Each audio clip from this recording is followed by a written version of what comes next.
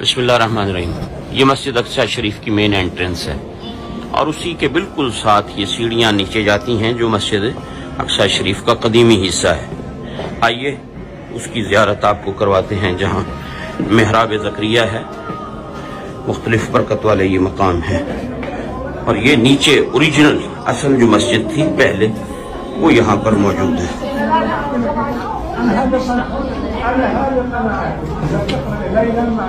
तो ये आप देखें कितनी सीढ़ियाँ नीचे उतरकर यहाँ से जाना पड़ता है।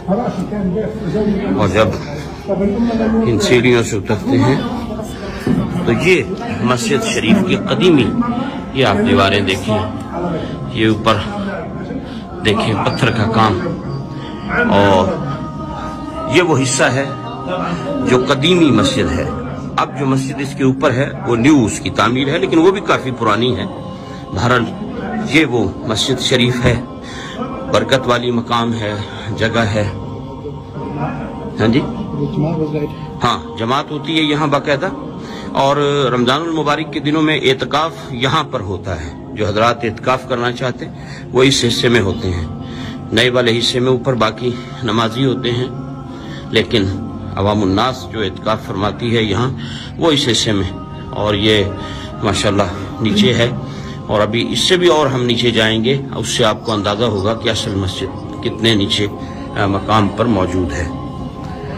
तो ये आप देख रहे हैं उसकी दूसरी जानिब है, यहाँ ख़वातीन नमाज पढ़ती हैं। ये अभी सीढ़ियाँ हम और कितनी यहाँ नीचे उतरेंगे। तो ये काफ़ी डीप है, और इसमें आप ये पिलर देखें जो हजरत सुलेमान अलैहिस्सलाम कहा जाता है कि ये सुलेमान अलैहिस्सलाम ने जिन्नों से तामीर करवाई। इन पत्थरों को, इन पिलरों को भी इन्होंने महफूज किया है, साथ नई एक्सटेंशन करके। और यहीं नीचे पुराने हिस्से में ये आप देखें पुराना जो तामीर है उसकी कुछ, ये आप इसे देखें तो आपको अंदाजा होगा।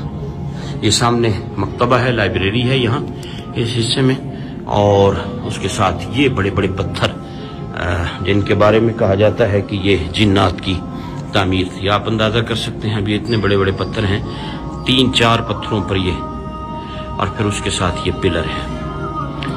और ये अंदर यहाँ लाइब्रेरी है, और इसके साथ फिर ये जो मकाम है, ये जो आपको मेहराब नजर आ रही है, अब ये देखें ये पिलर जिनके बारे में कहा जाता है कि ये सुलेमान अलैहिस्सलाम के टाइम की पत्थर हैं। यकीनन ये बहुत बड़े बड़े पत्थर हैं। ये मेहराब है। 2 रिवायात हैं इस मेहराब के बारे में। एक तो ये कि ये सैयदना ज़करिया अलैहिस्सलाम का मेहराब है जहां आप इबादत फरमाते थे, और एक रिवायत ये भी है जहां के लोग कहते हैं कि यहाँ मेराज की रात नबी पाक अलैहिस्सलाम ने नबियों की इमामत फरमाई। तो इस जगह के बारे में 2 रिवायात हैं। लोग यहाँ आते हैं, नवाफिल पढ़ते हैं। ये आप पत्थर देखें कितने बड़े बड़े हैं। इसके साथ फिर ये एक कमरा है, और ये ओरिजिनल असल मस्जिद अक्सा शरीफ का हिस्सा है। और ये कितने बड़े बड़े पत्थर यहाँ पर लगाए गए। और इसी में ये एक कुआं है। पहले जब मस्जिद शरीफ के अंदर शायद आपको कुछ नजर आ सके, ये देखें, ये वो कुआं बनाया गया था जो जैतून का तेल जमा करने के लिए था। जब मस्जिद में जैतून के चिराग जला करते थे तो ये कुआं यहाँ बनाया गया था। लोग डोनेट करते थे, जब आते साथ कुछ न कुछ जैतून का तेल लाते, ओलिव ऑयल लाते, यहाँ डोनेट कर देते जो मस्जिद के चिरागों में इस्तेमाल होता। तो ये मस्जिद शरीफ का पुराना हिस्सा है।